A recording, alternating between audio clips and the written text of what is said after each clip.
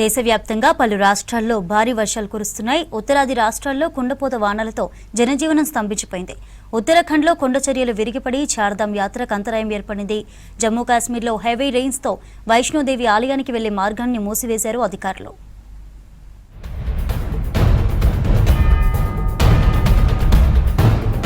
ఉత్తరాది రాష్ట్రాల్లో భారీ వర్షాలు కురుస్తున్నాయి. హిమాచల్ ప్రదేశ్, ఉత్తరాఖండ్లో ఎడతెరిపి లేని వానలకు జనజీవనం స్తంభించింది. కుండపోత వర్షాలకు వాగులు, వంకలు పొంగి పొర్లుతున్నాయి. చమేలి జిల్లాలోని కంచన్ నాలా ఏరియాలో భారీ వర్షానికి వరద పోటెత్తింది. దీంతో చార్ధామ్ యాత్రికులు తీవ్రంగా ఇబ్బంది పడ్డారు. పలు వాహనాలు వరద నీటిలో చిక్కుకుపోయాయి. కొండ చర్యలు విరిగిపడుతుండటంతో ప్రయాణాలు వాయిదా వేసుకోవాలని సూచించారు అధికారులు.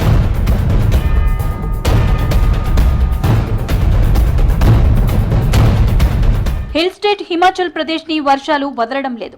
సిమ్లా సహా అనేక ప్రాంతాల్లో 2 రోజులుగా వానలు పడుతున్నాయి. దీంతో ప్రధాన నదులకు వరద పోటెత్తుతోంది. పలు ప్రాంతాల్లో కొండ చర్యలు విరిగిపడుతున్నాయి. కాంగ్రాలోని దంగులో చెక్కీ నదిపై ఉన్న రైల్వే వంతెన బేస్ ఒక్కసారిగా కూలిపోయింది. బ్రిడ్జ్ పై రైలు ప్రయాణిస్తున్న టైంలో ఈ ఘటన చోటు చేసుకుంది. అదృష్టవశాత్తు ఎలాంటి ప్రమాదం జరగకపోవడంతో పెను ప్రమాదం తప్పింది.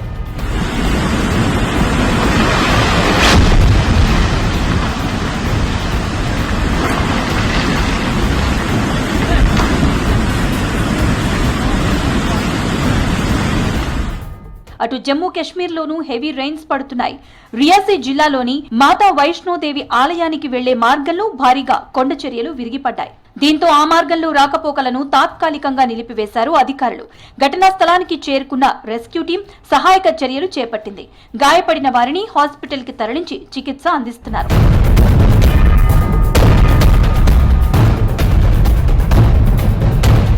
ఉత్తరప్రదేశ్ లోనూ కుండపోతగా వర్షం కురుస్తోంది. వారణాసిలోని గంగా నది ఉధృతంగా ప్రవహిస్తుండటంతో ఘాట్లన్నీ నీట మునిగాయి. భక్తులు నదిలోకి దిగకుండా ముందస్తు హెచ్చరికలు జారీ చేశారు అధికారులు.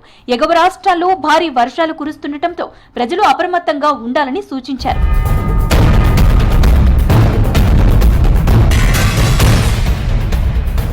దేశవ్యాప్తంగా మరో 2 రోజులు భారీ వర్షాలు కురుస్తాయని తెలిపింది వాతావరణ శాఖ.